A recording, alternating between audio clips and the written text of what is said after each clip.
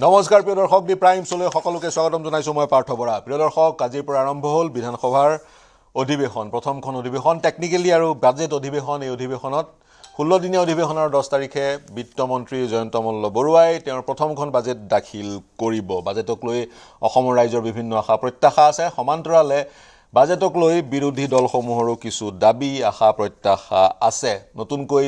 যিগৰাকী অধ্যক্ষ হৈছে ৰঞ্জিত কুমাৰ দাস, তেওঁ কিছুমান নতুন নিয়ম প্ৰৱৰ্তন কৰাৰ চেষ্টা চলাইছে, মূলতঃ তেওঁৰ মতে বিধানসভাৰ গৰিমা অক্ষুণ্ণ ৰাখিবলৈ। বিশেষকৈ মুখ্যমন্ত্ৰী, বিৰোধী দলৰ দলপতি আৰু অধ্যক্ষই যেতিয়া নিজৰ মন্তব্য ৰাখিব, ভাষণ ৰাখিব, তেতিয়া হস্তক্ষেপ কৰিলে নিলম্বনো কৰা হ'ব আৰু জনপ্ৰতিনিধিগৰাকীৰ, বিধায়কগৰাকীৰ ভাত্তাও কৰ্তন কৰা হ'ব। এই ইতিমধ্যে ঘোষণা অধ্যক্ষৰ কাৰ্যালয়ৰ পৰা কৰা হৈছে। এইবাৰ বাজেটৰ লগতে কেইখনমান গুৰুত্বপূৰ্ণ বিধেয়ক গৃহীত কৰিবৰ কাৰণে উত্থাপন কৰা হ'ব আৰু সেই বিধেয়কবোৰৰ যোগেদি অসমত ব্যৱসায়ী প্ৰতিকূল এক পৰিৱেশৰ সৃষ্টি কৰাৰ প্ৰয়াস কৰা হৈছে। ক্ষুদ্ৰ মজলীয়া উদ্যোগৰ ব্যৱসায়ীৰ ক্ষেত্ৰত অনুমতিৰ গোটেই প্ৰক্ৰিয়াটো যাতে সৰলীকৃত হয়, ওৱান উইণ্ড' ছিষ্টেম হয়, তাৰ উদ্দেশ্য সন্মুখত ৰাখি কেইখনমান বিধেয়ক আহিব। সেইকেইখন বিধেয়ক গৃহীত হৈ আইনলৈ ৰূপান্তৰ হ'লে আমাৰ যিসকল উদ্যোগী বা যিসকলে ব্যৱসায়ত নামিব বিচাৰিছে তেওঁলোকৰ কাৰণে লাভ হ'ব বুলি এই মুহূৰ্তত ধাৰণা কৰা হৈছে। অনাগত সময়ত গম পোৱা যাব গোটেই প্ৰক্ৰিয়াটো কেনেদৰে আগবঢ়ায়। আন এটা ঘটনাই বাতৰিৰ শিৰোনাম দখল কৰিছিল, সেইটো হৈছে হিন্দী ভাষা। বিধানসভাৰ লগত অসমীয়া, বড়ো, ইংৰাজীকে ধৰি, বাংলাকে ধৰি হিন্দী ভাষাও সংযুক্ত হ'ল, অৰ্থাৎ বিধানসভাত হিন্দী ভাষাৰো এতিয়াৰ পৰা প্ৰচলন ঘটিব। কিন্তু কোনো আন ভাষা কৰ্তন কৰা হোৱা নাই। আন পূৰ্বৰ যেইকেইটা ভাষা আছিল সেইকেইটাৰ সৈতে হিন্দী ভাষাৰো সংযোজন ঘটিব। মূলতঃ এইকেইটা বিষয় আলোচনা কৰিম। আমাৰ সৈতে একাধিক বিধায়ক উপস্থিত আছে, আজিৰ আলোচনাত অংশগ্ৰহণ কৰিছে। আমাৰ সৈতে ষ্টুডিঅ'ত উপস্থিত আছে ৰাজনৈতিক বিশ্লেষক অপৰূপা বৰঠাকুৰ, আমাৰ সৈতে কংগ্ৰেছৰ বিধায়ক মহিবুৰ ৰহমান আছে, আমাৰ সৈতে বিজেপিৰ বিধায়ক ডক্টৰ মৃদুল দত্ত আছে, আমাৰ সৈতে অসম গণ পৰিষদৰ বিধায়ক ধৰ্মেশ্বৰ ৰয় কিছু সময়ৰ পিছতে সংযুক্ত হ'ব, আৰু আমাৰ সৈতে সংযুক্ত হ'ব AIUDFৰ প্ৰাক্তন বিধায়ক আছৰাফুল হুছেইন। মই প্ৰথমতে বিজেপিৰ বিধায়কগৰাকীৰ ওচৰলৈ যাব বিচাৰিছোঁ। ডক্টৰ দত্ত ডাঙৰীয়া, আপোনাৰ প্ৰথম দিন আজি, গতিকে অভিজ্ঞতা কেনেকুৱা আৰু কি মন্তব্য আগবঢ়াব? বাজেটক লৈ আপোনাৰ বিশেষকৈ কি প্ৰত্যাশা? আজি আমাৰ যিখন বাজেট অধিৱেশন তাৰ আজি প্ৰথম দিন। আজি এই দিনটোতে আমি কেইখনমান বিল পাছ কৰা হৈছে বা উত্থাপন হৈছে আৰু লগতে এখন অৰ্ডিনেঞ্চো উত্থাপন হৈছে। আৰু ইতিমধ্যে আপোনালোকে গম পাইছে সকলোৱে যে এই বাজেট অধিৱেশন যিখন হ'বলৈ গৈ আছে 10 তাৰিখে বাজেট প্লেচ কৰিব, যিখন আমি ফাইনেন্সিয়েল ষ্টেটমেণ্ট বুলি কওঁ। আচলতে বাজেটটো অফিচিয়েল হেৰিয়াত নাই, তাৰ আচল ৱৰ্ডটো হ'ল ফাইনেন্সিয়েল ষ্টেটমেণ্ট। আৰু এই বাজেটৰ দ্বাৰা চৰকাৰখনে আগন্তুক বৰ্ষৰ বাবে এটা কাৰ্যক্ৰমণিকা এটা লে কৰে আৰু তাৰ লগতে আমাৰ যি পৰিকল্পনা থাকে, যি ধৰণৰ আঁচনি থাকে দীৰ্ঘকালীন, তাৰ লগত সামঞ্জস্য ৰাখি বাজেটখন বা ফাইনেন্সিয়েল ষ্টেটমেণ্টখন প্ৰস্তুত কৰা হয়। আৰু আমি সকলোৱে আশা ৰাখিছোঁ যে এই বাজেটৰ দ্বাৰা অসমবাসীৰ যি আশা আকাংক্ষা সেইখিনি প্ৰতিফলিত হ'ব তাত। আৰু বিভিন্ন ধৰণৰ যিবিলাক ছেক্টৰ আছে, এগ্ৰিকালচাৰে হওক, ইণ্ডাষ্ট্ৰি হওক, ছাৰ্ভিচ ছেক্টৰ হওক, আন যিবিলাক আমাৰ খণ্ড আছে বিভিন্ন ধৰণৰ, সেই খণ্ডবিলাকত বাবে যাতে এডুকেশ্যন এটা বৰ ইম্পৰ্টেণ্ট এটা খণ্ড, আমাৰ তালৈও যাতে ছাফিচিয়েণ্ট পুঁজিৰ আবণ্টন হয় আৰু অসমৰ ইকনমিটো যাতে আমি সুস্থিৰভাৱে লৈ যাব পাৰোঁ, তাৰ কাৰণে আমি চেষ্টা ৰাখিম। এখন স্বাৱলম্বী ৰাজ্য হিচাপে অসমক ৰূপান্তৰ কৰিবলৈ ক্ষুদ্ৰ মজলীয়া উদ্যোগৰ ক্ষেত্ৰত সৰলীকৰণৰ ব্যৱস্থা কিছু অনাৰ কথা কোৱা হৈছে, পৰ্যটন উদ্যোগো ব্যৱসায় অনুকূল কৰাৰ কিছু কথা কোৱা হৈছে। গতিকে এই দিশত চৰকাৰে কিছুমান পদক্ষেপ গ্ৰহণ কৰিব। আৰু তাৰ সমান্তৰালে আৰু এটা কথা মই ক'ব বিচাৰিছোঁ, আজি শিক্ষামন্ত্ৰীগৰাকীয়ে এক মন্তব্য কৰিছিল, প্ৰাথমিক বিদ্যালয়ত ছাত্ৰ ছাত্ৰীৰ সংখ্যা দ্ৰুতভাৱে অৱনমিত হোৱাৰ কাৰণটো তেওঁ জন্মৰ যি গড়, সেই গড় হ্ৰাস পোৱা বুলি কৈছে। টোটেল ফাৰ্টিলিটি ৰেট হ্ৰাস পোৱাৰ কাৰণে প্ৰথম শ্ৰেণী আৰু প্ৰি প্ৰাইমাৰীত ছাত্ৰ ছাত্ৰীৰ সংখ্যা হ্ৰাস পাইছে বুলি তেওঁ কৈছে। এই মন্তব্য কিমান গ্ৰহণযোগ্য? যদি চৰকাৰী বিদ্যালয়ত সেই কাৰণটোৰ কাৰণে TFR কমি যোৱাৰ কাৰণে হ্ৰাস পাইছে ব্যক্তিগত খণ্ডৰ বিদ্যালয়ত সেই কাৰণটো এপ্লিকেবল হয়নে ব্যক্তিগত খণ্ডৰ স্কুলবোৰত কিয় বৃদ্ধি পাইছে ই এক প্ৰশ্ন প্ৰাসংগিক প্ৰশ্ন গতিকে শিক্ষামন্ত্ৰীগৰাকীৰ ভাষ্য কিমান গ্ৰহণযোগ্য বা বিজ্ঞানসন্মত সেই বিষয়টোত আলোচনা কৰাৰ অৱকাশ আছে মই কংগ্ৰেছৰ বিধায়কগৰাকীৰ ওচৰলৈ যাম প্ৰথমটো দিন বাজেট অধিৱেশনৰ আপোনালোকক আপুনি উপস্থিত আছিলে গতিকে বাজেটখনক লৈ কংগ্ৰেছৰ কি প্ৰত্যাশা তাৰ পিছত আন বিষয়বোৰলৈ যাম আজি আমাৰ প্ৰথম দিন আছিলে আৰু 10 তাৰিখে বাজেট উপস্থাপন কৰা হ'ব আমাৰ যেটো আকাংক্ষা হেতু নিশ্চয় অসমৰ গোটেই অসমৰ ৰাইজৰ আকাংক্ষা যে অসমখন কিদৰে আমি সুচাৰুৰূপে আগবঢ়াই লৈ যাব পাৰো যিবিলাক প্ৰধান সমস্যা আছে কিছু সমস্যা আছে যিবিলাক সমাধান যদি আমি কৰিব নোৱাৰো তেতিয়াহলে আমাৰ দীৰ্ঘদিনীয়া লছ হ'ব যেনেকৈ গৰাখহনীয়া এটা বিশাল সমস্যা আছে বানপানীৰ সমস্যা আছে যত লাখ লাখ আমাৰ ৰিসোৰ্সেস নষ্ট হৈ যায় গতিকে এইবিলাক সমস্যাবিলাক সমাধান কৰিব লাগিব লগতে আমাৰ যেটো হিউম্যান ৰিসোৰ্স আছে মেইনলি আৰু আমাৰ যেটো এগ্ৰিকালচাৰ ৰিসোৰ্সেস আছে সেইবিলাক কেনেদৰে আমি উন্নতি কৰি কেনেদৰে আমাৰ অসমখনক আগুৱাই লৈ যাব পাৰো সেইখিনি আমি আশা কৰিছো আজি আমি এটা এডজৰ্নমেন্ট মোশনো আনিছিলো ইলেক্ট্ৰিচিটিৰ যেটো অৱস্থা বিশেষকৈ গাঁও অঞ্চলবিলাকত আপোনালোকে গম পায় নিশ্চয় যে ট্ৰান্সফৰ্মাৰ সদায় এটা বা দুটা গৈ মোৰ সমষ্টিৰ পৰা মই সদায় ফোন পাই থাকো যে সদায় এটা বা দুটা ট্ৰান্সফৰ্মাৰ নষ্ট হৈ গৈ আছে কি কাৰণত হৈছে কোনেও গম নাপায় বহুতে কয় ওভাৰলোডিংৰ কাৰণে হৈছে বিভিন্নজনে বিভিন্ন মতামত আগবঢ়ায় ইলেক্ট্ৰিচিটি ডিপাৰ্টমেণ্টক ক'ব নোৱাৰে সেইটো এটা ডাঙৰ সমস্যা হৈছে সেই সমস্যাটো এই কাৰণে দেখুৱাব খুজিছো কাৰণ এটো গৰমৰ দিন আৰু এই দিনত বহুত আমাৰ হস্পিটাল এটা আছে তাৰ ট্ৰান্সফৰ্মাৰ বেয়া হৈ আছে 15 দিনৰ পৰা ট্ৰান্সফৰ্মাৰ এটা আনি সেটআপ কৰোতে যিবিলাক টাইম লাগে এইবিলাক কিবা মানে আপোনাৰ টেকনিক্যাল ইস্যুজ আছে সেইবিলাকৰ ওপৰতো যাতে নজৰ দিয়া হয় ট্ৰান্সফৰ্মাৰ যাতে আমি যেহেতু পাৰচেজ যদি কৰিবই লাগে আমাৰ যদি বছৰত 500টা লাগে আমি একেবাৰে কিয় পাৰচেজ কৰি না ৰাখো নষ্ট হ'ল তাৰ পিছত আকৌ আনিলো তেনেকৈ যেটো ডিলে হৈ গ'ল এইবিলাক ক্ষেত্ৰত ডিলে হলে বহুখিনি ক্ষেত্ৰত বহুত লছ হয় আমাৰ এটা কথা কক আপুনি ইতিমধ্যে যি নতুন নিয়ম কৰা হৈছে হুলস্থুলীয়া পৰিৱেশৰ সৃষ্টি কৰিলে সেইগৰাকীক নিলম্বন কৰা হ'ব আৰু তেওঁৰ দৈনিক ভাত্তা কৰ্তন কৰা হ'ব গতিকে এই প্ৰক্ৰিয়াৰ যোগেদি সদনৰ গৰিমা অক্ষুণ্ণ থাকিব নে কৰবাত বিৰোধীৰ যি সকল জনপ্ৰতিনিধি তেওঁলোকৰ কণ্ঠৰুদ্ধ হ'ব কি ভাবে আপুনি এতিয়া বেছিকৈ হুলস্থুল কৰাও বেয়া এতিয়া চাগে এইটো এটা সামঞ্জস্য ৰাখি কামখিনি হ'ব লাগে এতিয়া বিৰোধী দলৰ আমাৰ যেটো ভূমিকা আমি নিশ্চয় যিবিলাক ৰাইজৰ হকে যিবিলাক চলি আছে তাক সাপোৰ্ট কৰিম ৰাইজৰ হক মানে হকৰ বিৰুদ্ধে যদি কিবা চলি আছে তাৰ নিশ্চয় বিৰোধিতা কৰিম অখিল গগৈয়ে মন্তব্য কৰি থকা পৰিলক্ষিত হয় আপোনালোকে কৰবাত যেন যি বিষয়বোৰ উত্থাপন কৰিব লাগে সেই বিষয়বোৰ উত্থাপন কৰাৰ সুযোগ গ্ৰহণ নকৰে অখিল গগৈ তেনেকুৱা নহয় তেখেত আজি যদি চাই অকল ফাৰ্স্ট আৱাৰটোৱে আছিল তাৰ পিছত তেখেত নাছিলেই তেওঁ শিৰোনাম দখল কৰে হেডলাইন আহে এতিয়া চাওক তেখেতৰ বিষয়ে মই একো ক'ব খোজা নাই তেখেতে নিজৰ পন্থা এটা লয় নিজকে হাইলাইট কৰিব কিন্তু আমাৰ যেটো দায়িত্ব আছে গোটেই অসমখনক এটা মানে অসমখনক তাতে ৰিপ্ৰেজেন্ট কৰিবলৈ সেইটো আমি কৰি আছো তাৰ কাৰণে আমি জানো এডজৰ্নমেন্ট মোশনটো আনিলো সেইটো ৰাইজৰ আগত বা আপোনালোকৰ সংবাদ শিৰোনামত আহিলে তেনেকুৱা ধৰণৰ আমাৰ পন্থা বেলেগ তেখেত এজন মানুহৰ দল বা এজন দুজন আছে তেখেতৰ পন্থা বেলেগ গতিকে এইটো এজন দুজন মানুহৰ দল বুলি আপুনি কৈছে হয় মই বাইদেউ আপোনাৰ ওচৰলৈ আহিছো অপৰূপা বৰঠাকুৰ বাইদেউ আপুনি কি মন্তব্য আগবঢ়াব মই যদি বিধানসভাৰ কাৰ্যক্ৰমণিকাক লৈ আমি বাহিৰৰ পৰা আপোনাৰ ধাৰণাটোৰ বিষয়ে জানিব বিচাৰিম তাৰ সমান্তৰালে হিন্দী ভাষাৰ যি ইন্ট্ৰোডিউস কৰা হল হিন্দী ভাষা ইয়াৰ প্ৰয়োজনীয়তা কিমান আছিল অধ্যক্ষ মহোদয় এটা সাংবিধানিক পদবী তেওঁ এটা সিদ্ধান্ত গ্ৰহণ কৰিছে কিছুমানে সেই সিদ্ধান্তক আদৰণি জনাইছে কিন্তু গোটেই বিশ্বত 50-60 কোটি মানুহে কোৱা এটা ভাষা সেই ভাষাটোৰ লৈ যদি আমি কিবা এটা সিদ্ধান্ত বা পদক্ষেপ লওঁ সেই ভাষাটোৰ কোনো পৰিৱৰ্তন নহয় গতিকে প্ৰয়োজনীয়তা কিমান আছিল বুলি ভাবে আপুনি প্ৰথম কথা হ'ল বাজেট অধিৱেশনখন আৰম্ভ হৈছে আৰু বাজেট অহা আগন্তুক বাজেটখন হয় এখন সকলোৰে বাবে কল্যাণকামী বাজেট হোৱাটো বিচাৰো প্ৰথম মোৰ মানে পইণ্ট অফ ভিউ পৰা ক'বলৈ গ'লে মোৰ এক্সপেক্টেশন হেতু আৰু দুই নম্বৰ কথা হ'ল এই যে হিন্দী ভাষাটো সোমাই দিলে হেতুৰ পৰা মই বৰ বেছি কিবা এটা ৰিয়েক্ট কৰিব লগা কথা বুলি নাই ভবা কাৰণ হিন্দীটো আমাক দৰকাৰ আমি যিমানে নকওঁ হিন্দীটো আমাক প্ৰয়োজনীয় এটা ভাষা যেনেকৈ ইংৰাজীটো আমি যিমানে নকওঁ যে ব্ৰিটিছৰ ভাষা কিন্তু ইংৰাজীটো আমি এৰিব নোৱাৰো প্ৰয়োজনীয় ভাষা গতিকে আমি হিন্দী আৰু আমাৰ অসমীয়া ভাষাটো মুখ্য কৰি পেলাই বাকিকিটা ভাষা লগত ৰখাটোত মই বৰ অসমীয়া বা বড়ো ভাষাক মুখ্য কৰি বাকী কিটা ভাষা ৰখাৰ হয় মই বৰ বেছি এটো মানে বিতৰ্কিত বুলি নাভাবো আচলতে কথাটো ক'বলৈ গ'লে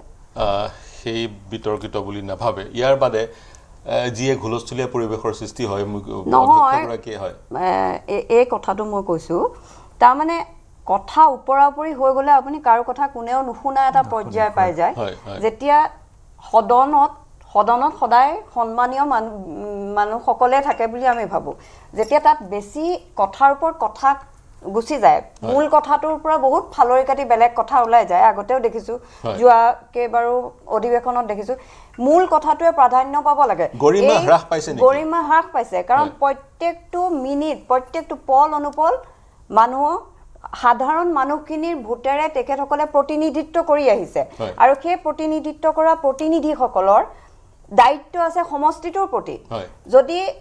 ওপৰা-ওপৰি হৈ যায় কথাবিলাকৰ কোনো গুৰুত্ব নথকা হয় তাৰমানে গতিকে সেই তাত যে যিকণ সময় প্ৰত্যেকটো সময়ত কিন্তু ৰাইজৰ কৰ কাটল জড়িত হৈও আছে আকৌ দেই আপোনাক মই সেইটোও কথা ক'লো এই যে কোনবাই মানে প্ৰকাশলৈ আহিম বুলিয়ে যে ওপৰা-ওপৰি কৰিব লাগে মই তাৰ কোনো কাৰণ নেদেখো মূল কথাবোৰ তল পৰি যোৱাৰ এটা বুদ্ধিও হ'ব পাৰে মূল কথাবোৰ তল পৰি যোৱাৰ এক বুদ্ধিও হ'ব বুলি আপুনি ভাবিছে মই পুনৰ আপোনাৰ ওচৰলৈ আহিম সদনখন ভালকৈ পৰিচালনা হোৱাটো আমি সকলোৱে বিচাৰো আমাৰ যিবোৰ বিষয় যিবোৰ সমস্যা সেই সমস্যাবোৰ উত্থাপিত হওক আৰু সমাধান সূত্ৰ ওলাওক আইন গৃহীত হওক আৰু সেই আইনৰ যোগেদি অসমৰ উত্তৰণ ঘটক সেই কাম্য সকলোৰে আশৰাফুল হুছেইন প্ৰাক্তন বিধায়ক ইউডিএফৰ আমাৰ সৈতে সংযুক্ত হৈ আছে আজি 20 বছৰৰ পিছত প্ৰৱেশ ঘটিলে বদৰুদ্দিন আজমল ডাঙৰীয়াৰ আপোনালোকৰ দলৰ মুৰব্বীৰ বিধায়ক হিচাপে 2006 তেওঁ বিধায়ক আছিলে তাৰ পিছত সাংসদ হৈ দীৰ্ঘদিন সাংসদ হৈ আছিলে গতিকে কি প্ৰতিক্ৰিয়া প্ৰকাশ কৰিব এই মুহূৰ্তত আপোনালোকৰ বিধায়কৰ সংখ্যা হ্ৰাস পাই 2জন গতিকে সেই ক্ষেত্ৰত বিধানসভাৰ মজিয়াত দলটোক সক্ৰিয় কৰি ৰাখিবলৈ কি ধৰণৰ ষ্ট্ৰেটেজি দল আপোনালোকে গ্ৰহণ কৰিছে এবাৰ আপুনিও নাই বদৰুদ্দিন আজমল সাহেবে 20 বছৰ অন্তত আকৌ পুনশ্চ বিধানসভালৈ আহিছে আৰু আমি অসমৰ বঞ্চিত মজলুম মেহনতি মানুহে এতিয়া আশাৰ বতৰা পাইছো আৰু নিশ্চিতভাৱে অনুভৱ কৰিছো যে এইবেলি এআইডিএফৰ বিধায়কৰ সংখ্যা হ্ৰাস পোৱাৰ ফলত অসম বিধানসভা বঞ্চিত মানুহৰ যি কণ্ঠ সেই কণ্ঠ হ্ৰাস পাব নিশ্চিতভাৱে কাৰণ প্ৰান্তীয় মানুহখিনিৰ কথা বতৰাখিনি খুব বলিষ্ঠভাৱে শক্তিশালীভাৱে যদি কোনোবাই বিধানসভাত বিগত 20 বছৰে উত্থাপন কৰি আহিছিল সেয়া নিশ্চিতভাৱে এআইডিএফ দলে কৰি আহিছিল আমি তথাপিও আশাহত হোৱা নাই আমি যথেষ্ট আশাবাদী যে হজৰত মৌলানা বদৰুদ্দিন আজমল সাহেবৰ বলিষ্ঠ নেতৃত্বত তেওঁৰ দীৰ্ঘমেধী চিন্তা আৰু চেতনাৰ ফলস্বৰূপে আমাৰ বিধায়ক আঞ্জন মুজিবুৰ ৰহমান এডভোকেট সাহেব তেখেতেও বিধানসভাত আছে নিশ্চিতভাৱে আমি সংখ্যাত কম হলেও অন্তত 2জন মানুহ হলেও তো আছে যে তেওঁলোকে গুৰুত্বপূৰ্ণ কথাখিনি অসমৰ সমাজ জীৱন আৰু অসমবাসী জনগণৰ স্বাৰ্থ সুৰক্ষাৰ কাৰণে নিশ্চিতভাৱে যুঁজিব বিৰোধী দল হিচাপে এআইডিএফ দলে বিগত 20টা বছৰে বিধানসভাত যিখিনি ভূমিকা পালন কৰি আহিছিল আপোনালোকে নিশ্চিতভাৱে নিশ্চক্ষে সেইখিনি চাইছে অসমৰ জনগণে সেই কথাখিনি নিশ্চিতভাৱে চাইছে হয় এইবেলি নিৰ্বাচনত জনগণৰ যি ৰায় সেই ৰায় আমাৰ পক্ষে নহয় আমি প্ৰায় 12 লাখ ভোট লাভ কৰিছো 12 লাখ ভোট লাভ কৰাৰ পিছতো আমি মাত্ৰ 2খন আসন লাভ কৰিছো আমি আবেগিক নহয় আমি বাস্তৱক সন্মুখীন কৰি জনগণৰ কাষলৈ যাবলৈ যত্ন কৰিছো সমাগত নগাঁও লোকসভা নিৰ্বাচন আমি আশা কৰিছো যে আপোনালোকে যুঁজ হ'ব মই ললো নগাঁও লোকসভা নিৰ্বাচনৰ গুৰুত্ব সহকাৰে আপোনালোক অৱতীৰ্ণ হ'ব কিন্তু আৰু এটা আজি প্ৰথম দিনাই সদনৰ মজিয়াত ইউডিএফে পুছবেকৰ বিৰুদ্ধে কোৰ্টলৈ যোৱাৰ মন্তব্য আগবঢ়াইছে গতিকে কি ক'ব বিচাৰিব পুছবেক গোটেই প্ৰক্ৰিয়াটোৰ বিৰুদ্ধে আপোনালোকে আদালতলৈ যাব সেই ধৰণৰ মন্তব্য আগবঢ়াইছে গতিকে সেই ধৰণেৰে বিধানসভাত বিষয়বোৰ উত্থাপন কৰাৰ আপোনালোকে প্ৰয়াস কৰিছে কৰিব নেকি এইবাৰ আজি বিধানসভাত দুটা গুৰুত্বপূৰ্ণ বিষয় আৰু বিধানসভাৰ বাহিৰেও এটা গুৰুত্বপূৰ্ণ বিষয় এআইডিএফ দলে উত্থাপন কৰিছে বা সেই বিষয়ে পদক্ষেপ লৈছে আপোনালোকে জানে যে পুছবেকক কেন্দ্ৰ কৰি নলবাৰী খিলঞ্জীয়া অসমীয়া মুছলমান মহিলা আজিৰ দিনতো বাংলাদেশত বন্দী হৈ আছে আজি খিলঞ্জীয়া অসমীয়া গৰিয়া মহিলা যেতিয়া বাংলাদেশলৈ তেওঁলোকক পুছবেক কৰা হৈছে কিমান অন্যায়ভাৱে কিমান বিচাৰহীনভাৱে তেওঁলোকক এই ধৰণে দেশৰ পৰা বহিষ্কাৰ কৰিলে এজন বৈধ ভাৰতীয় নাগৰিক হোৱাৰ পিছতো যেতিয়া এগৰাকী মহিলা নিজৰ ভাৰতৰ নিজৰ ৰাষ্ট্ৰত নিজে থাকিব নোৱাৰিলে ইয়াতকৈ দুৰ্ভাগ্যৰ কথা একো হ'ব নোৱাৰে এই ক্ৰন্দন এই যন্ত্ৰণা হত সহস্ৰ মহিলা আৰু পুৰুষৰ দেশব্যাপী অসমব্যাপী আৰু সেই কথা আজি এআইডিএফ দলে বলিষ্ঠভাৱে উত্থাপন কৰিছে একেটা সময়তে অসমৰ যিসমূহ থলুৱা উদ্যোগ আছে অসমত যিসমূহ পিইউচি আছে এই পিইউচি সমূহত বহিৰাগত মানুহে বা অসমৰ বাহিৰৰ মানুহে চাকৰি বাকৰি লাভ কৰিছে সেই তুলনাত দেখা গৈছে যে অসমীয়া মানুহ বঞ্চিত হৈছে সেই বিষয়ে আজি ধাৰা 54ৰ অধীনত হজৰত মৌলানা বদৰুদ্দিন আজমল চাহাবে আজি বিধানসভাত বলিষ্ঠ মই ললো, উত্থাপন হয়। কৰিছিল মই একেদৰে ললো। আপুনি জানে যে ইউচিচিক কেন্দ্ৰ কৰি আজি AIDF-ৰ এটি সজাতি দল বদৰুদ্দিন আজমল চাহাবৰ নেতৃত্বত সন্মানীয় ৰাজ্যপাল মহোদয় মহামহিম ৰাজ্যপাল হয়, মহোদয়ক হয়। সাক্ষাৎ কৰিছে হয়, গতিকে সক্ৰিয়তা প্ৰদৰ্শন কৰিছে UCCৰ বিৰুদ্ধাচৰণ কৰি আপোনালোকৰ সজাতি দলে ৰাজ্যপালক সাক্ষাৎ কৰিছে। দ্বিতীয়তে সেই অসমৰ যিবোৰ অনুষ্ঠান, সেই যিবোৰ চৰকাৰী প্ৰতিষ্ঠান, সেই প্ৰতিষ্ঠানসমূহত বহিৰাগত লোকৰ যি তেওঁলোকে চাকৰি লাভ কৰিছে, ইয়াৰ বিৰুদ্ধাচৰণ কৰিও আপোনালোকে বিষয়টো উত্থাপন কৰিছে আৰু পুছবেকক লৈও মন্তব্য কৰিছে। বিশেষকৈ আইনৰ দুৱাৰ, আইনৰ কাষ চপাৰ কথা আপোনালোকে কৈছে। মই বিজেপিৰ বিধায়কগৰাকীৰ ওচৰলৈ আহিম। সেইখিনি AUDF-ৰ তেওঁলোকৰ আজিৰ দিনটোৰ কাৰ্যসূচী। বিশেষকৈ এইবাৰ যিহেতু মই আৰম্ভণিতে কৈছিলোঁ, অসমত যাতে সহজভাৱে ব্যৱসায় কৰিব পৰা যায়, এই যি মেৰপেচ ৰেড টেপ, সেই ৰেড টেপবোৰ নোহোৱা কৰাৰ এক উদ্দেশ্য সন্মুখত ৰাখি চৰকাৰে বহুকেইখন এইবাৰ বিধেয়ক উত্থাপন কৰিব, গৃহীত কৰিবলৈ। গতিকে কি বুলি ক'ব আপুনি, কি মন্তব্য আগবঢ়াব? অসমত ব্যৱসায়ীৰ অনুকূল এক পৰিৱেশৰ সূচনা কৰিবলৈ প্ৰতিটো খণ্ডত এই বিধেয়কবোৰ কিমান, যদিহে আইনলৈ ৰূপান্তৰ হয়, কিমান সহায় কৰিব বিধেয়কবোৰে? কথাটো এনেকুৱা ধৰণৰ যে কোনো ব্যৱসায় বা যিকোনো ইণ্ডাষ্ট্ৰী, স্মল বা মিডিয়াম বা তাৰ ওপৰত যিবিলাক হেভি ইণ্ডাষ্ট্ৰী, কোনো চৰকাৰে ইচ্ছাকৃতভাৱে আচলতে কোনো ৰেষ্ট্ৰিকশ্যন মানে ৰখাৰ পক্ষপাতি নহয়, কোনো ধৰণৰ বাধা আৰোপ কৰাৰ পক্ষপাতি নহয়। কাৰণ আমি এতিয়া স্বদেশীৰ ওপৰত গুৰুত্ব দি আছোঁ। কথাটো আপোনালোকে নিশ্চয় গম পাইছে যে ভোকেল ফৰ লোকেল। এতিয়া আমি একত্ৰিছ পলিচিৰ ওপৰতো কাম কৰিছোঁ। আমি ইণ্ডাষ্ট্ৰিয়েলাইজেশ্যন হওক বা আন ধৰণৰ বাণিজ্যিকৰণ হওক, সকলোতে আমি ইণ্ডাষ্ট্ৰীক আমি এনকাৰেজ কৰিবলৈ চেষ্টা কৰিছোঁ আৰু কোনো ধৰণৰ বাধা আহিব বুলি মই ভবা নাই। যিবিলাক আঁচনি ল'ব বা যিবিলাক বিল আহিব পাৰে, সেইবোৰত যে কাইলৈ স্মল ইণ্ডাষ্ট্ৰীৰ ওপৰত কিবা মাধমাৰ পৰিব বা মিডিয়াম ইণ্ডাষ্ট্ৰীৰ ওপৰত কিবা মাধমাৰ পৰিব, সেইটো মোৰ মনে নধৰে। অনুমতি লোৱাৰ প্ৰক্ৰিয়াটো সৰলীকৰণ কৰা হৈছে। অনুমতিটো সৰলীকৰণ হ'লে আপোনাৰ আমাৰ যিবিলাক ইণ্ডাষ্ট্ৰীৰ ক্ষেত্ৰত স্মলেই হওক, মিডিয়াম হওক, সেইখিনিতো বেছি ভাল হ'ব। পাৰিলেতো ছিংগুল উইণ্ডত হ'লে আৰু ভাল।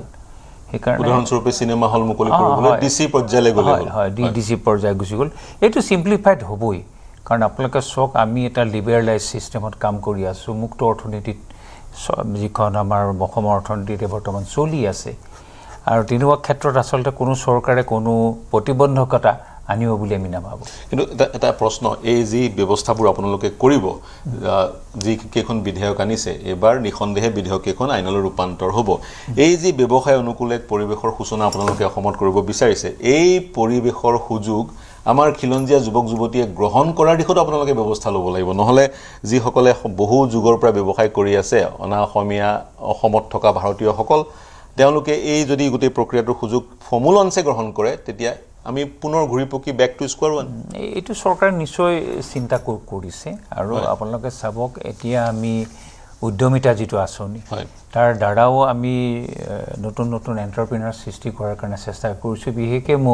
মহিলাসকল, তেওঁলোকে বহুত ছাকচেছো হৈছে বেলেগ বেলেগ ধৰণৰ, তেওঁলোকে সৰু সুৰা ইণ্ডাষ্ট্ৰী খুলি। সেইকাৰণে এইখন চৰকাৰ কেতিয়াও ধৰক ইণ্ডাষ্ট্ৰীৰ বিৰোধী নহয় বা যিবিলাক কমাৰ্চিয়েলাইজেশ্যনৰ বিৰোধী নহয়, সেইকাৰণে চলি থাকিব, সেইধৰণে চলি থাকিব। তাৰ লগতে আৰু এটা তথ্য আজি বিধানসভাৰ মজিয়াত পালোঁ, অসমৰ লোক বাহিৰত ৩৮৪ গৰাকী অসমৰ লোকৰ মৃত্যু হৈছিল বহিৰাজ্যত। সেই ৩৮৪ গৰাকীৰ শৱদেহ চৰকাৰৰ যি শ্ৰদ্ধাঞ্জলি আঁচনি, সেই আঁচনিৰ যোগেদি লৈ অহা হ'ল। এতিয়া দুটা কথা বিভিন্ন সময়ত আমি এই বিষয়টো উত্থাপন কৰিছোঁ। শ্ৰম বিভাগৰ হাতত, অসম চৰকাৰৰ শ্ৰম বিভাগৰ হাতত অসমৰ পৰা বহিৰাজ্যলৈ কিমান লোক গৈছে, ক'ত কিমান লোকে কৰ্মৰত হৈ আছে, বিশেষকৈ ব্লু কলাৰ চাকৰিবোৰত, তাৰ কোনো তথ্য নাই। আৰু দ্বিতীয়তে, যদি সেই আমাৰ অসমৰ যুৱক যুৱতীসকল অলপ শৱদেহ নাহি তেওঁলোক সুশৰীৰে ঘূৰি আহি অসমত কামত নিয়োজিত হয়, তেতিয়াহে ই এক সফল প্ৰক্ৰিয়া বা সফলতাৰ দিশে গোটেই প্ৰক্ৰিয়াটো গৈছে বুলি আমি ধৰিব পাৰোঁ, নহয় জানো? মই আপোনাৰ ওচৰলৈ আহিম। মই মহিবুৰ আপোনাৰ ওচৰলৈ যাব বিচাৰিছোঁ। কি মন্তব্য কৰিব? বিশেষকৈ ব্যৱসায়িক ক্ষেত্ৰত কিছু সৰলতা অনাৰ চৰকাৰে প্ৰয়াস কৰিছে, প্ৰয়াস কৰিব আইন উত্থাপন। নিশ্চয়। এতিয়া কথা চাওক, আমাৰ সকলোৰে ইচ্ছা যে আমি আগবাঢ়োঁ, অসমখন আগবঢ়াই লৈ যাওঁ। যিবিলাক আমাৰ ব্যৱসায়ৰ নতুন স্থাপনৰ কাৰণে, ইণ্ডাষ্ট্ৰীয়ে হওক বা নতুন আমাৰ যিবিলাক ব্যৱসায়িক প্ৰতিষ্ঠান আছে, এইবিলাক ছেটআপৰ কাৰণে যিবিলাক নিয়ম নীতি আছে, তাত নিশ্চয় সৰলীকৰণৰ দৰকাৰ আছে এতিয়া আমাৰ বহুত ক্ষেত্ৰত দেখা যায় যে যিজনে ছেটআপ কৰিব বিচাৰিছে তেখেতৰ হয়তো 3 বছৰ ITR ফাইল কৰা নাই বা GST নাই বহুত ধৰণৰ কাগজৰ কমি আছে সেইবিলাক কৰোতে যিখিনি টাইম লাগি যায় সেই টাইমখিনিত তেখেতৰ যিটো প্ল্যানিং আছিল মানুহজন পিছুৱাই যাব লগা হয় বহুত ক্ষেত্ৰত তেখেতে যিটো লোন পাবলগীয়া আছে সেই লোনটো পাবনে নাই সেইটোৰ চিন্তাটো আগবাঢ়িব নোৱাৰা হয় এতিয়া আমি যদি বাহিৰা দেশৰ লগত কম্পেয়াৰ কৰোঁ মই নিজে আমেৰিকাত আছিলোঁ 10 বছৰ আছিলোঁ তাতে এমপ্লয়মেণ্ট জেনেৰেশ্যনৰ কাৰণে they take a lot of risk in the chance যে এইখিনি যদি এমপ্লয়মেণ্ট জেনেৰেট কৰাৰ কাৰণে যিখিনি দিলে চৰকাৰে সেইখিনি নষ্ট হ'ব পাৰে সেইটো ধাৰণা লৈয়ে চলে আৰু সেইটোক এজ এ ৰিস্ক লৈ কিন্তু যিটো ৰিটাৰ্ণ যদি আহে সেইটো ৰিটাৰ্ণ যে বহুত পজিটিভ ৰিটাৰ্ণ আহিব সেইটোও সিহঁতে জানে আৰু আমি এটা কথা জানিব লাগিব যে নতুন ব্যৱসায় বা নতুন যদি ইণ্ডাষ্ট্ৰি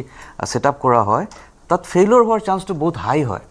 বিভিন্ন কাৰণত তো সেইটো চৰকাৰে মানি ল'ব লাগিব সেইটো চৰকাৰে আগতে মনস্থ কৰি ল'ব লাগিব যে এইখিনি হয়তো আমাৰ ফেইলিয়ৰ হোৱাৰ চান্স আছে আৰু ফেইলিয়ৰ হ'লে এই লোন যদি কোনোবাই লয় এই লোনৰ ৰিটাৰ্ণৰ কাৰণে আকৌ ইমান প্ৰেছাৰ দিয়া হয় সেইখিনি মানুহে বহুতে আগুৱাব নোখোজে তো সেই মাইণ্ডছেটটো আমাৰ আগতে চেঞ্জ কৰিব লাগিব যে আমি যদি আদানী আম্বানীক যদি ইমান কোটি টকা আমি মাফ কৰিব পাৰোঁ এই ক্ষুদ্ৰ ঋণ যিবিলাক দি আছোঁ সিহঁতৰ হয়তো ফেইলিয়ৰ হ'ব পাৰে ফেইলিয়ৰ হ'লে আমি মাফ কৰাৰ সেইটো কেপাচিটি লৈ বিভিন্ন সময়ত কৃষকৰ ঋণ মাফ কৰা হয় এনেকুৱা নহয় যে মাফ নকৰে চৰকাৰে বিভিন্ন সময়ত কৃষকৰ সেইটো মাইণ্ডছেট লৈ থাকিব লাগিব কাৰণ কৃষকক যেতিয়া আমি দিওঁ বা মীন পালনৰ কাৰণে হওক গাহৰি পালনৰ কাৰণে হওক যিবিলাক দিওঁ এগ্ৰি বেছড ইণ্ডাষ্ট্ৰিটো যেতিয়া দিওঁ তেতিয়াও ৰিস্ক যিটো আছে হয়তো বানপানীৰ কাৰণে খেতি নষ্ট হৈ যাব পাৰে বা গাহৰি জড়িত হয় ইঞ্চুৰেঞ্চ বা এইটো ৰিস্ক যিটো আছে এই ৰিস্ক ফেক্টৰটো চৰকাৰে নিজৰ গাত লৈ ল'ব লাগিব তেতিয়াহে আমি মানুহখিনিকো সকাহ দিব পাৰিম আৰু অসমখনকো আগুৱাই লৈ যাব পাৰিম আৰু ব্যৱসায় অনুকূল পৰিৱেশ এটা আনিবলৈ সেই ধৰণৰ পদক্ষেপবোৰ হাতত ল'ব লাগিব নিশ্চয় লাগিব আৰু চৰকাৰে এইটো মানি ল'ব লাগিব যে আমাৰ ৰিস্ক ফেক্টৰ ইমানখিনি আছে এইখিনি আমি লোন দি আছোঁ আৰু তাৰ হয়তো ইমানখিনি আমি ৰিটাৰ্ণ পাম ইমানখিনি আমি নাপাব পাৰোঁ গতিকে যেতিয়া বিধেয়ক কেইখন উত্থাপিত ইতিমধ্যে হ'ব কিছুদিনৰ পিছত উত্থাপিত হোৱাৰ পিছত যেতিয়া আলোচনালৈ আহিব আপুনি এই বিষয়বোৰ অনুকীয়া বা এই বিষয়বোৰ আলোচনা কৰা বা ভাষণৰ যোগেদি সদনক জনোৱাৰ অৱকাশ থাকিব আপুনি ক'ব পাৰিব এইখিনি বিষয় ক'ব পাৰিব এতিয়া বিধেয়কখনৰ প্ৰতিলিপি আমাৰ হাতত নাই গতিকে বিধেয়কখনত কি কথা লিখা আছে বা কি বিষয় উত্থাপন কৰা আছে আমি সেই বিষয়ে নাজানো মাত্ৰ পৰ্যটন উদ্যোগকে ধৰি ক্ষুদ্ৰ মজলীয়া যিমানবোৰ উদ্যোগ আছে সেই উদ্যোগসমূহৰ কাৰণে যি অনুমতিৰ প্ৰয়োজন সেই অনুমতিৰ গোটেই প্ৰক্ৰিয়াটো সৰলীকৰণ কৰা হ'ব আৰু বিশেষকৈ অসমত ব্যৱসায় অনুকূল এক পৰিৱেশৰ সৃষ্টি কৰাৰ মনসাৰে এই বিধেয়ককেইখন অনা হৈছে আইনলৈ ৰূপান্তৰ কৰিব আৰু মুখ্যমন্ত্ৰী ইয়াৰ আভাস কালি অলপমান দিছিল আমাৰ সৈতে নতুনকৈ সংযুক্ত হৈছে অসম গণ পৰিষদৰ বিধায়ক ধৰ্মেশ্বৰ ৰয় ডাঙৰীয়া স্বাগতম জনাইছোঁ আপোনাক নমস্কাৰ কি মন্তব্য কৰিব আজিৰ পৰা আৰম্ভ হ'ল বিধানসভাৰ প্ৰথমখন অধিৱেশন বাজেট অধিৱেশন গতিকে বাজেটক লৈ প্ৰত্যাশা কি কেনেকুৱা এখন বাজেট হোৱাটো বিচাৰে কি খণ্ডত বেছি গুৰুত্ব আৰোপ কৰিব লাগে কেনেকুৱা এখন বাজেট হোৱাটো বিচাৰে হয় আপোনালোকৰ জৰিয়তে সকলোকে মই ধন্যবাদ জ্ঞাপন কৰিছোঁ আৰু আজি বাজেট অধিৱেশনৰ প্ৰথম দিনটোত আমি অংশগ্ৰহণ কৰিলোঁ বাজেটত আমি আশা কৰিছোঁ এখন ব্যৱসায়িক বাজেট মানে ব্যৱহাৰিক দিশত যাতে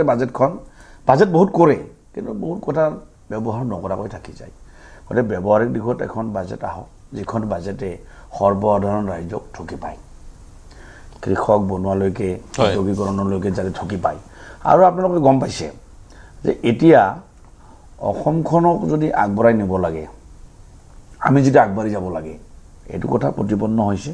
যে উদ্যোগীকৰণ নহ'লে অসম কেতিয়াও আগ নাবাঢ়ে নিবনুৱা সমস্যা যিটো কথা চৰকাৰে চাকৰি দি আছে নিবনুৱা সমস্যা সমাধান কৰিব নোৱাৰে হয় নিশ্চিতভাৱে আমি উদ্যোগীকৰণৰ দিশে আগবাঢ়িব লাগিব কৃষি ক্ষেত্ৰত অসম আগনবৰণ নহয় আগবাঢ়ি আছে কিন্তু সেইটোৱে চাফিচিয়েণ্ট নহ'ব যিটো সপোন মুখ্যমন্ত্ৰী ডাঙৰীয়াই দেখিছে যে আগন্তুক 5 বছৰৰ ভিতৰত অসমখন ভাৰতবৰ্ষৰ 5খন উন্নত ৰাজ্যৰ ভিতৰত এখন হওক গতিকে এই কথাত যদি আমি যাব লাগে তেনেহ'লে নিশ্চিতভাৱে আমি উদ্যোগীকৰণৰ দিশত গুৰুত্ব দিব লাগিব আৰু এডভান্টেজ আছামত এইবিলাক কথা মুকলিভাৱে আলোচনা হৈছিল আৰু মই যিটো দেখিছোঁ মুখ্যমন্ত্ৰী ডাঙৰীয়াৰ যিটো ভিছন তেওঁৰ যিটো ধাৰণা বা তেওঁৰ কথা বতৰা পাতি তেখেতৰ লগত আমি যিটো অনুভৱ কৰিছোঁ উদ্যোগীকৰণৰ ক্ষেত্ৰত যথেষ্ট পৰিমাণে গুৰুত্ব দিয়া হ'ব আৰু অসমত মই ভাবোঁ ক্ষুদ্ৰ উদ্যোগ স্থাপন কৰিলে ক্ষুদ্ৰ উদ্যোগ স্থাপনৰ কাৰণে এক পৰিৱেশৰ সূচনা কৰিবলৈ বিধেয়ক আনিছে কি কৰিব লাগিব ক্ষুদ্ৰ নিশ্চিতভাৱে আজি মই এটা উদাহৰণ আপোনাক দিব বিচাৰিছোঁ মোৰ ঘৰ বজালীত হয় বজালী সমষ্টিত শিক্ষিত মানুহৰ হাৰ অধিক তাৰ লগে লগে কৃষিৰো সমান হয় এটা তাত মানে প্ৰাদুৰ্ভাৱটো আছে যথেষ্ট মানে কৃষি কৰ্ম কৰে মই নিজে কৃষকৰ পৰিয়ালৰ ল'ৰা হয়, হয়। মই এজন কৃষক পৰিয়ালৰ সন্তান মোৰ দেউতা কৃষি কাৰ্য কৰিছিল মোৰ গোটেই পৰিয়ালটো কৃষিৰ লগত জড়িত হয়। মাছ গাখীৰ ধান সকলো ক্ষেত্ৰতে আমি জড়িত এতিয়া বজালীত মই এটা আপোনাক খবৰ দিব বিচাৰিছোঁ বৰ্তমান বজালীয়ে আমাৰ নিতানন্দ বুলি এটা অঞ্চল আছে কামধেনু দুগ্ধ উৎপাদন হয়। কেন্দ্ৰ গতিকে গাখীৰ উৎপাদনৰ জৰিয়তে আজি সমগ্ৰ বজালীয়ে যিটো ধৰণত আগবাঢ়ি গৈছে এতিয়া সমগ্ৰ অসমৰ ভিতৰত আটাইতকৈ বেছি গাখীৰ উৎপন্ন হৈ বজালী হয়। নিতানন্দত মই আশা কৰিম যে আগন্তুক 5 বছৰৰ ভিতৰত সমগ্ৰ ভাৰতবৰ্ষৰ ভিতৰতে বজালীয়ে বেছি গাখীৰ উৎপাদন কৰক গতিকে এই ধৰণৰ কথাত যেতিয়া আমি আমাৰ মাইণ্ডছেটটো আমাৰ যুৱ প্ৰজন্মক আমি লৈ আহিব পাৰিম তেতিয়া আপুনি দেখিব যে এটা এটাকৈ এনেকৈ সেটেল হৈ যাব আৰু আমাৰ যুৱ প্ৰজন্মই এই কথাবিলাকৰ প্ৰডাকশ্যনত গুৰুত্ব দিব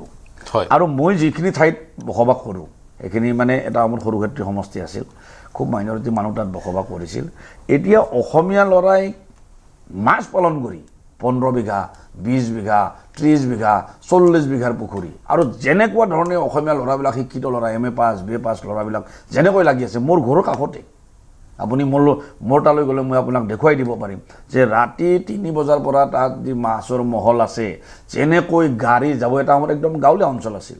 এইবিলাক আলফা ব্লকেট এৰিয়া আছিল এটা মতে সেই উগ্ৰপন্থীবিলাকে তাত বসবাস কৰিছিল এতিয়া ৰাস্তা হ'ল গতিকে তাত আপুনি মাছৰ প্ৰডাকশ্যনটো যেনেকুৱা ধৰণে মই দেখিছোঁ গতিকে মই নিজ চকুৰে প্ৰত্যক্ষ কৰিছোঁ গাখীৰ দেখিলোঁ উৎপন্ন হোৱা মাছ দেখিলোঁ মোৰ ঘৰৰ মোৰ ভাইটিৰ তেনেকুৱা ধৰণৰ পুখুৰী আছে এই ধৰণৰ চিন্তা চৰ্চাত যেতিয়া আমি আগবাঢ়ি যাম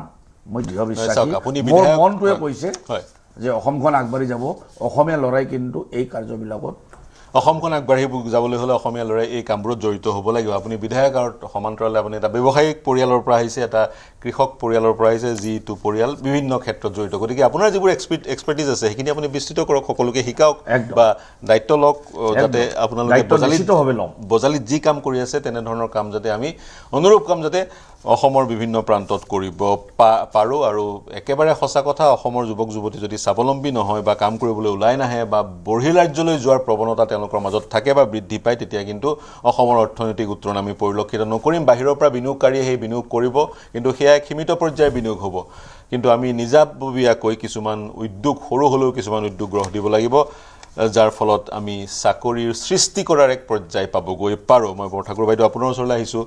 গতিকে এই বিধেয়কখনে কেইখন যদি আইনলৈ ৰূপান্তৰ হয় তেনেধৰণৰ পৰিৱেশৰ সূচনা কৰিব ইতিমধ্যে আমুলৰ সৈতে আমুলে এটা দুগ্ধ প্ৰকল্প বিশ্বনাথ চাৰিআলিত মুকলি কৰাৰ কথা মুখ্যমন্ত্ৰীগৰাকীয়ে ঘোষণা কৰিছে তেনেধৰণৰ বিনিয়োগ বাহিৰৰ পৰা আহি থাকিব আৰু সমান্তৰালে আমি কিন্তু সেইবোৰ বিনিয়োগ আহিব ঠিকই আছে কিন্তু সেইবোৰ বিনিয়োগ এটা পৰ্যায়লৈহে আহিব গতিকে আমি নিজাকৈ কিবা কৰিব লাগিব নহয় জানো কি কৰা যিটো লোকেল বেছড ৰিচোৰ্চ হয়। সেই তাৰ ওপৰত মানে গুৰুত্ব দি সেই ইণ্ডাষ্ট্ৰীবিলাকো ডেভেলপ কৰিব লাগিব হয়। তাৰমানে ধৰি লওক সেই ইণ্ডাষ্ট্ৰীবিলাক গ্ৰাম্য অৰ্থনীতিৰ লগত সাংঘাতিকভাৱে জড়িত হয়। আপুনি জাপি শিল্পই হওক কাঁহ শিল্পই হওক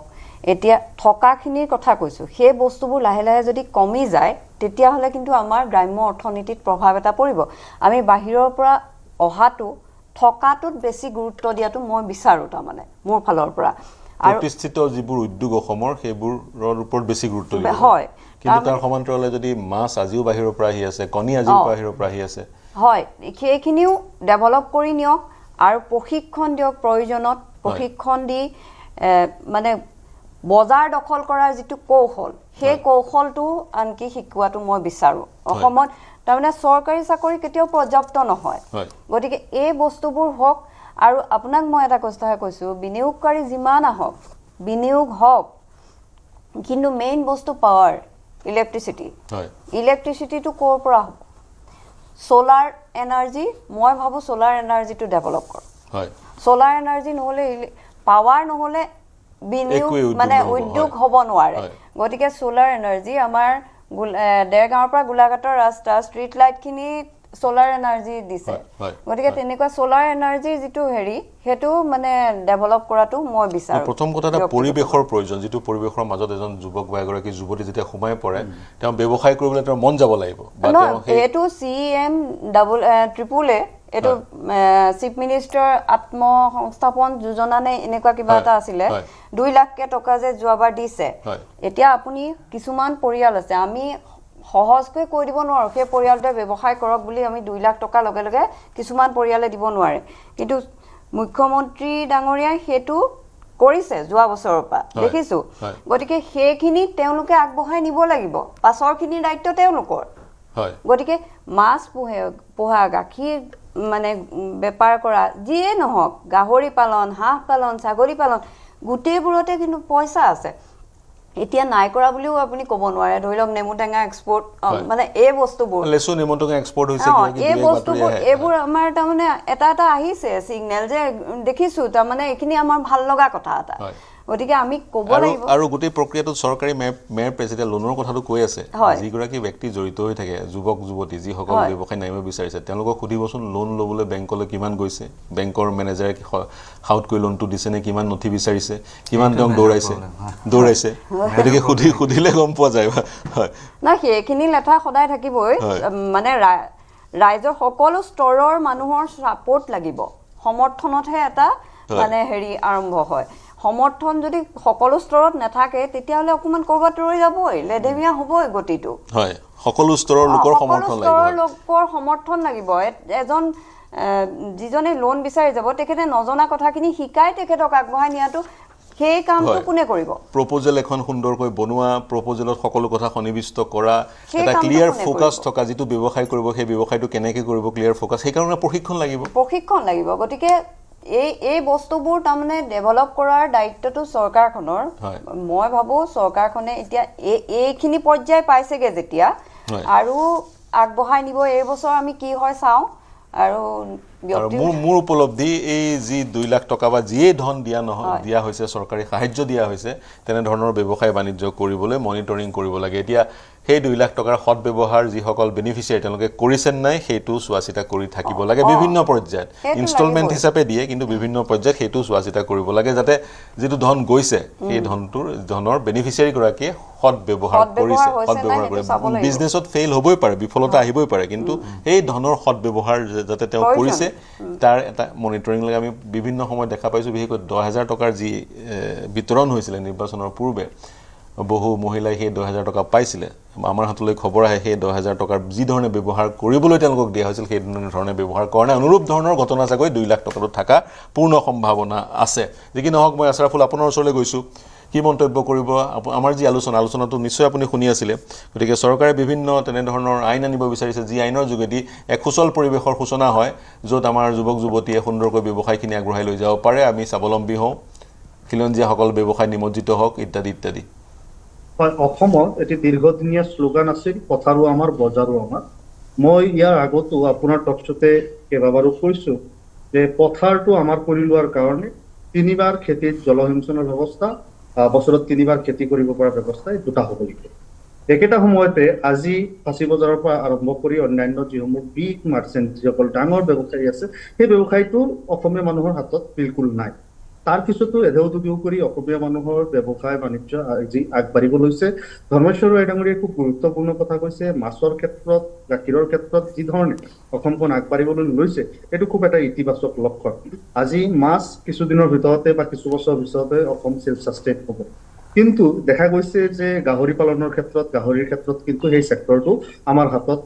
আহিও নহাকে গুচি গৈ আছে বিজ্ঞানসন্মত এটি পৰিৱেশ সৃষ্টি নোহোৱাৰ কাৰণে আৰু একেটা সময়তে বহিৰাগত গাহৰিসমূহ বজাৰসমূহ ভৰি যোৱাৰ কাৰণে আজি কিন্তু সেই ইকনমিটো আমাৰ হাতত নাই আজি নৰ্থ ইষ্টাৰ্ণ ষ্টেটবিলাকৰ মানুহে আমাৰ অসম ৰাজ্যৰ গাহৰিবিলাক নাখায় আমাৰ গাহৰিবিলাক বেমাৰত নাই যিয়ে নহওক এই সৰু সৰু অসুবিধা ক্ষেত্ৰত আছে আজি ছিংগল উইণ্ডোত বা কম সময়ৰ ভিতৰতে ৰেজিষ্ট্ৰেশ্যন পোৱা আৰু এই ব্যৱসায়টো আগবঢ়াই লৈ যোৱা সৰলীকৰণ প্ৰক্ৰিয়াটো অত্যন্ত আদৰণীয় অসমত শ্ৰমিক সৃষ্টি কৰিব তেনেকুৱাই নহয় আজি অসমত কৰ্মসংস্থাপন সৃষ্টি হওক অসমৰ মানুহে অসমত কাম কৰক আজি শ্ৰদ্ধাঞ্জলি স্কিমৰ জৰিয়তে 400জন মানুহক জানিছে সেয়া আমাৰ যন্ত্ৰণাৰ বোজা সেয়া এজন মানুহৰ কফিন এজন কেৱল মৃতদেহ নহয় অসমীয়া মানুহৰ এটা যন্ত্ৰণাৰ বোজা যে 400তকৈ বেছি মানুহ আমি আপোনজনকে এটা বছৰৰ ভিতৰতে বা কিছুদিনৰ ভিতৰত আমি হেৰুৱাইছো গতিকে অসমৰ বাহিৰত গৈ এই ধৰণে আমাৰ যুৱক যুৱতীসকলে তেওঁলোকৰ প্ৰাণ হানি নহওক কিন্তু আৰু এটা বিষয় মই কৰ্মসংস্থাপনৰ ক্ষেত্ৰত কম, যিটোৱে ৰিমিটেঞ্চ বঢ়াব পাৰে ৰাজ্যৰ বা দেশৰ অৰ্থনৈতিক ক্ষীপ্ৰ অগ্ৰগতিৰ ক্ষেত্ৰত খুব গুৰুত্বপূৰ্ণ ভূমিকা ল'ব পাৰে, সেয়া হৈছে যে বিদেশী মুদ্ৰা অৰ্থাৎ ডলাৰত আমি ইনকাম কৰি আনিব লাগে। আৰু সেই ৰেমিটেঞ্চ যোদ্ধা যদি আমি আমাৰ মাজৰ পৰা ওলাব পাৰোঁ, আমাৰ মাজৰ পৰা বিভিন্ন বহিৰ্বিশ্ব বিভিন্ন দেশত যদি আমি স্কিল লেবাৰ বা কাম জনা মানুহ, টেকনিকেল মানুহ বা বিভিন্ন ছেক্টৰত যদি আমি পঠিয়াৰ এটা সহজ প্ৰণালী আৰু ব্যৱস্থা যদি আমি কৰিব পাৰোঁ, তেনেহ'লে অহা দিনত আৰু অধিক অসমৰ যুৱক যুৱতীসকলে ভাল কাম পাব, বহু পৰিয়াল আৰু অধিক উন্নত হ'ব। সেয়েহে দেখা গৈছে যে যদি আপুনি এটা ইকনমি বা এটা টুৰিজম ইণ্ডাষ্ট্ৰীক যদি ডেভেলপ কৰিব লাগে, কানেক্টিভিটিটো যথেষ্ট গুৰুত্বপূৰ্ণ। অহা 4 আগষ্টৰ পৰা দেখা গৈছে যে ডুবাইৰ লগত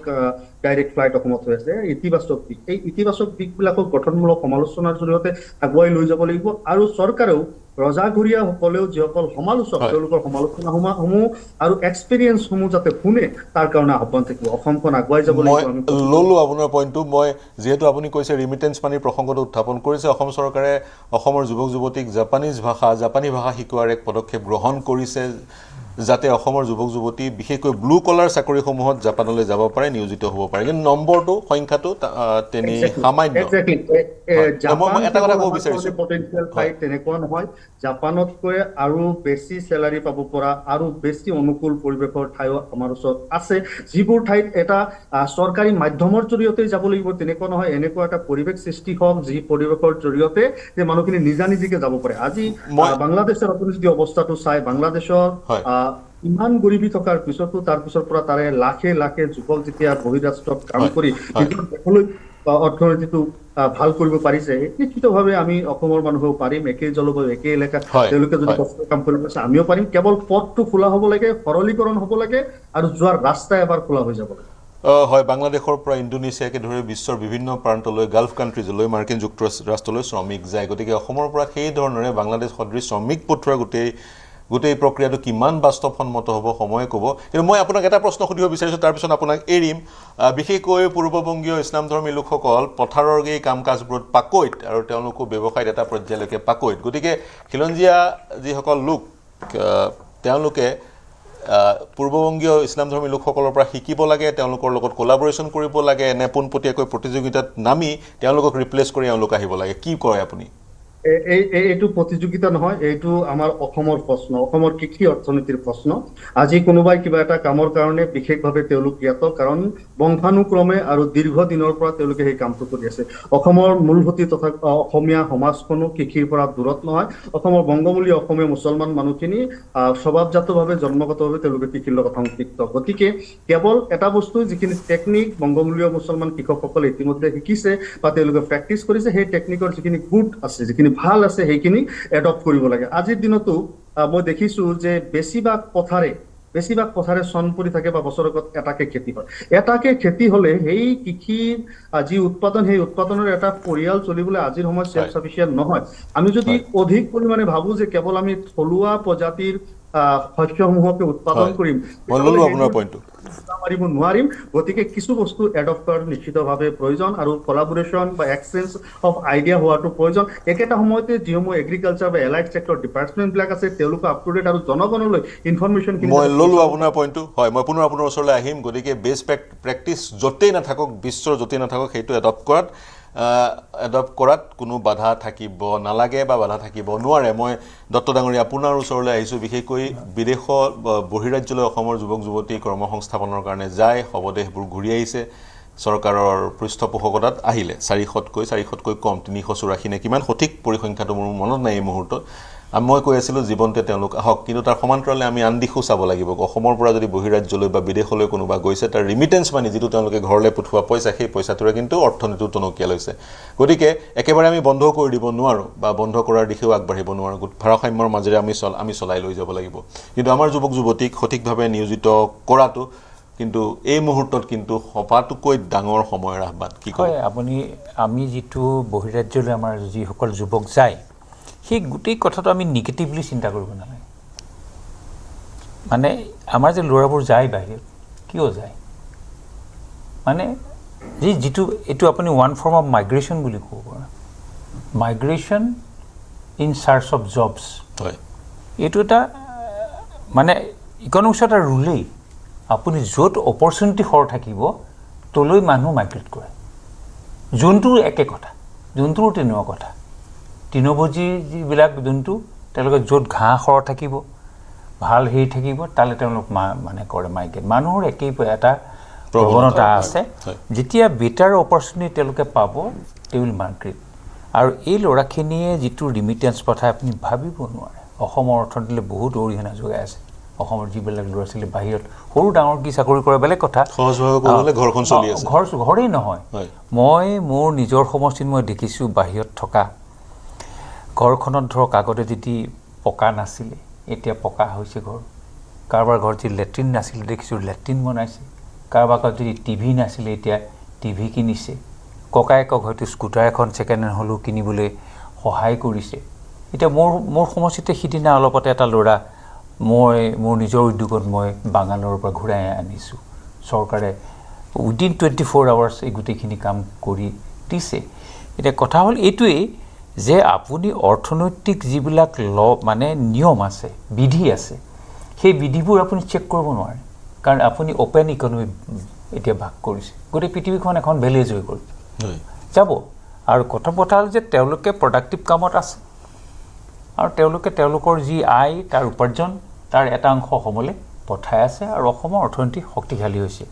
এতিয়া বহু ক্ষেত্ৰত আমাৰ আপুনি কয় নেকি বা তেওঁলোকক ঘূৰাই অনাৰ আমি প্ৰয়াস কৰিব লাগে অসমতে নিয়োজিত সেই ধাৰণাটো ভুল বুলি কয় নেকি মই নাভাবোঁ তেনেধৰণৰ কথা কাৰণ আপুনি প্ৰথম অসমত জব ক্ৰিয়েশ্যন কৰিব লাগিব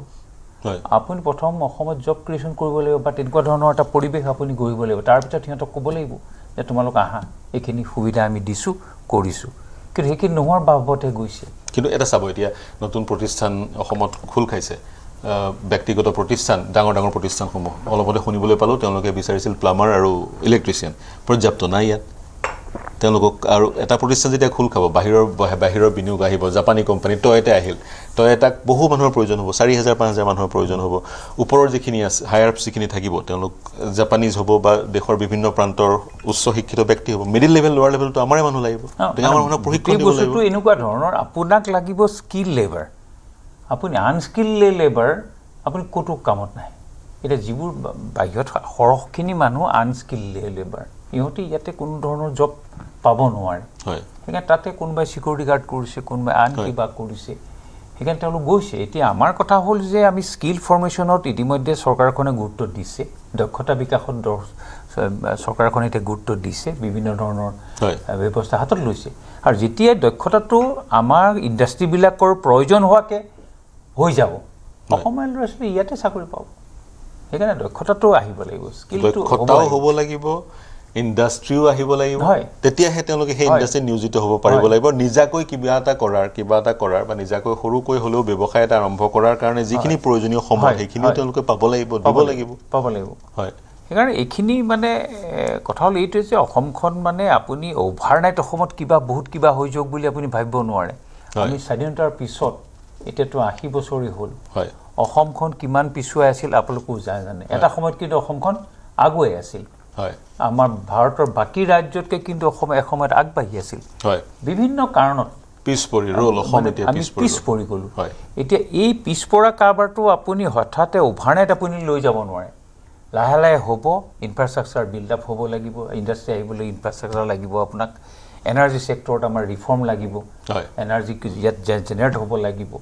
স্কিল ফৰ্মেশ্যন হ'ব লাগিব চাফিচিয়েণ্ট ইনভেষ্টমেণ্ট হ'ব লাগিব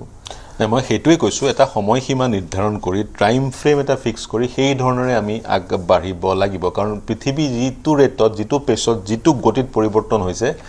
আমি যদি এই ধৰণেৰে আমাৰ চিন্তাধাৰাবোৰ বা এই ধৰণেৰে আমি যে সময় লাগিব বা এই ধৰণেৰে আমি আমাৰ যুৱ প্ৰজন্মক দক্ষ কৰিব লাগিব বাহিৰৰ পৰা উদ্যোগ আনিব লাগিব